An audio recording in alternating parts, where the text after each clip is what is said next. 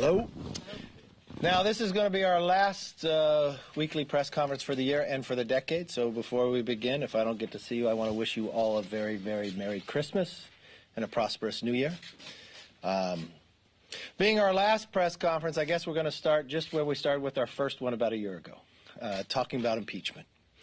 You watch what transformed last night on this floor. It's something that we've said all the time. The weakest, the thinnest, the fastest impeachment in U.S. history. Schumer even admitted, trying to ask for more witnesses, that what happened on this floor over here was wrong. Now we have the own Speaker of the House who is so embarrassed that she admits the failure of this impeachment that she will not even send it to the Senate. So embarrassed that I watched in her press conference she wouldn't even take your questions. That is not a good legacy to have. She's admitting defeat by not sending it, by refusing to send the impeachment over. She knows this outcome is not good. She knows the facts are not there. There's no basis for it. At the end of the day, the American public needs to move on. So with that, let me open it up for questions. Yes? Since you brought up Nancy Pelosi's legacy, do you worry about your legacy, defending a man who suggested last night that John Dingell might be in hell, attacked a 16-year-old girl last week, said she has anger management problems? Is it difficult to defend a man who talks like this? Your question to me is, am I worried about my legacy? No. Am I worried about my legacy of standing up for the Constitution that it is not impeachable what the President did? The question before me as a member of Congress, is that impeachable? Even, which I would consider probably the most respected constitutional scholar, someone who's not a Republican, a Democrat, Jonathan Turley even said, the only abuse that was moving forward was the Democrats, that there was no bribery, there was no obstruction, and that's the job that I have. Will I be embarrassed the fact that I just served for a year in Congress and the record of this Congress is more subpoenas than laws? I'm embarrassed that this is the Congress that did that. I'm embarrassed that this Congress promised to be different, and they haven't. I'm embarrassed that this Congress designed their entire time, from selecting of their committee chairs, from the freshmen on their first day, to Adam Schiff, with only one goal of impeaching the President.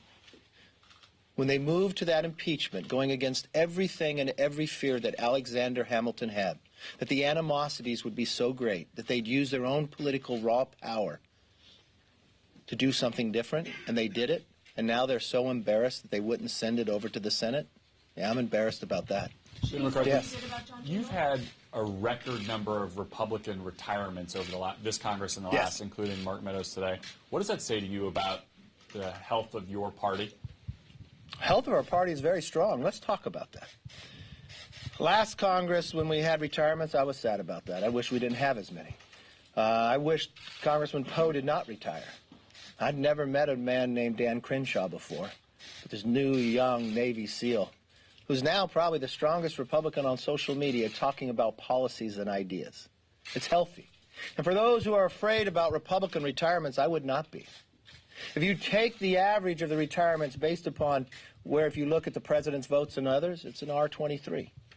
A Republican's going to replace Mark Meadows. I wish Mark Meadows would stay. He's been a great member. But from the same point of when you look back, the thing about the Republican Party, we don't believe this should be your entire life. Like, I watched Steny Hoyer, and he's a dear friend of mine, but he said in his speech the other day that he's been here 38 years. I don't think that's what our founders designed or thought of. And with the Republican Party, we're healthy, and we bring new blood in. And what's happening with a lot of retirements when you look across, and in 2010, I happened to be the recruitment chair. And remember, in 2010 is when Republicans defeated 63 Democrat incumbents. If you measure us today of where we are as a party on those who are running for office, we have more than 100 more than we had then. We have more women Republicans running for Congress than any time in the history of the Republican Party, from veterans and others. And so we're stronger than you and I. And if you sit today, I watched Speaker Pelosi said what she had. She had a step in her, or a jump in her, swing in her step. That may be true because her conference is going to be a little lighter and a little smaller, and the Republicans is going to be stronger after today. So if you're asking me about the party and you're asking about retirements, Republicans are going to replace. I think the question of Speaker Pelosi, when she started this impeachment, she promised her own members that the public would be for it. Well, we found that not to be the case. She promised that they'd be stronger. They're going to be smaller.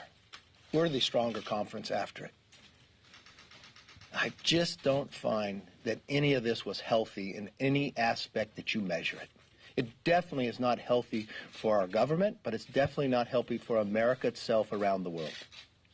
Yes? Two-part question. If you could respond to an earlier question about can you defend Trump's remarks about the late John Dingell. But my question would be, this week federal prosecutors revealed that Lev Parnas, Giuliani's embedded associate, received $1 million, came up during his bail hearing. As you know, some of Lev Parnas's money was sent to your committee. You donated it. Can you respond to both the development in the SDNY prosecution, what that means for now the linking of Dmitry Firtash, the oligarch, to Parnas, and what that means for the investigation? I don't know. The investigation will continue to go forward. I thought you were going to refer to, when you said what happened this week, I thought you were going to refer to the judge based upon what happened with the FISA court and the FBI spying on the campaign. That was a great concern to me as well. Question to John Dingell. I knew John Dingell. I knew Debbie Dingell. I served with them both. I think they were very good individuals. I think they served. John served his country very well. Very proud. When John passed away, if you watched on the floor and you heard my speech on the floor, and contribute to him, and I find him a very strong individual, very bright individual. I think he made a great contribution to America. We may differ philosophically and sometimes in principles, but no, I considered him a friend. Yes. Now that the House has voted on articles of impeachment, what will House Republicans' role in the Senate be? Are you planning on having some of your members prep the Senate as they prepare for an eventual trial, or what will that look like? We will do anything senators need if they want information. If they need it. We have a lot of members that spend a lot of time on this. But that's up to the Senate and also up to the President who he wants to represent him. But anything that we can be helpful with, we will. Yes, ma'am. Last night's House Republicans defeat medical failure in the party. A defeat. Well, let me first gauge that. I would feel it was a defeat to the Constitution. That the rise of impeachment would become so low that you didn't read the Constitution to take it. I'd consider it a defeat in the idea that we didn't hold the same standard that the Speaker asked us to hold in March of this year, at least at that time. That impeachment was so divisive that it'd have to be overwhelming, compelling, and bipartisan. When I watched last night, the only bipartisan vote was against impeachment. A Democrat who's actually running for president voted present. So the question you probably wanted to ask was to the Speaker. Unfortunately, she would not take any questions when it came to impeachment. I would think if Nancy Pelosi thought impeachment was so important that she had to put this before the American public, that she wrote a timeline, that she selected committee chairmen based upon in the future, that she spent 2.5 years working on this, the press conference the day after impeachment that she has weekly, I thought she would have welcomed questions about impeachment. Unfortunately, she told you they were Republican talking points and she would not take your questions. I never thought a speaker would act that way. I guess the only thing I could take from that, she's embarrassed of it. She understands how weak it is. And she understands her own criteria was not met, constitutionally was not met. She probably failed on all parts. I hope I answered your question. Yes, sir. USMCA set passed today. The Speaker argued that Democrats deserve some credit for strengthening the product over time, for improving the enforcement mechanisms. Do you think that the final product that's going to pass is stronger than what initially came out? And how would you summarize the way that the negotiations have taken place over the last several months? Well, you started by saying the Speaker believes the Democrats need some credit for bringing USMCA up. The only reason USMCA was brought up is because they impeached the president. So if she thinks the credit belongs for impeaching the president is why she brought USMCA up, I'll let her have that credit. But the credit for the bill itself, no. What did she talk about? Less than 1% of the overall bill. Now, I don't think it's better. It actually put doubt into some people of whether they would vote for it. USMCA talks about United States, Mexico, and Canada. Mexico is our #1 trader. Canada is #2.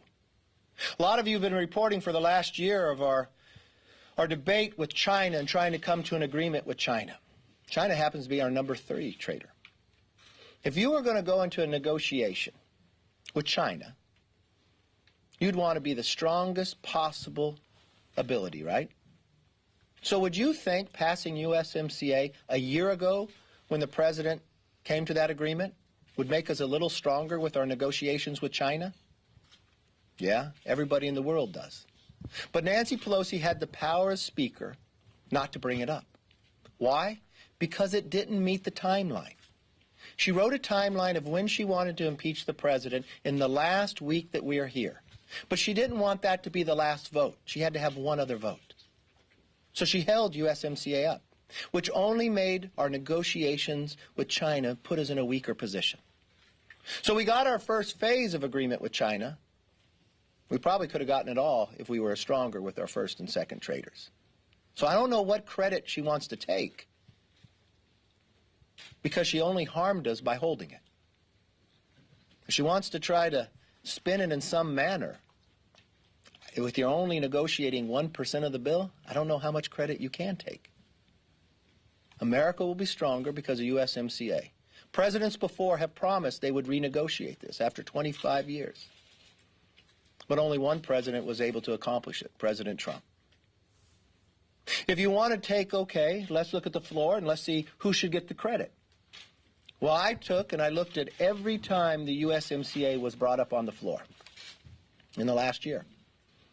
You want to know what the percentages are? 91% of the time that USMCA was brought up to bring up to a bill and talked about was from the Republican side of the aisle. 9% from the Democrats. So I think history will tell who gets the credit. I'm just very proud of our members for never giving up, for continuing to put pressure. But the greatest pressure that finally changed the Speaker's mind was the impeachment, because she did not want to go home with that being the final vote. She's so embarrassed by it, she won't even send the papers over. She's so embarrassed by that, she won't even take your questions. Why will she release the papers? I never thought I'd see a Speaker take that position. But I guess that's where we live today. I never thought we'd see a House doing the things that Alexander Hamilton feared the most. Yes? Have you spoken any more to Congressman Jeff Van Drew about him moving over to the Republican Party? And how do you feel about, welcoming a new member whose record doesn't exactly line up with Republicans? Republicans are a very big tent. We're excited to have Jeff Van Drew. We welcome anybody who believes this new Democrat Socialist Party has left them behind. If you want to say what's welcoming, why is he leaving the Democratic Party? There's many times in the past that members from either side of the aisle have left their party to go to the other. But I can't remember a time that somebody left from a majority party to join the minority party. So that question that you raised to me and the premise of it really should be asked to the Democrats. How can you be excited if you started this whole process thinking the outcome would be better and your own conference got smaller because of it? It showed the differences. It shows you're not welcoming. It also shows you cannot have a difference of opinion.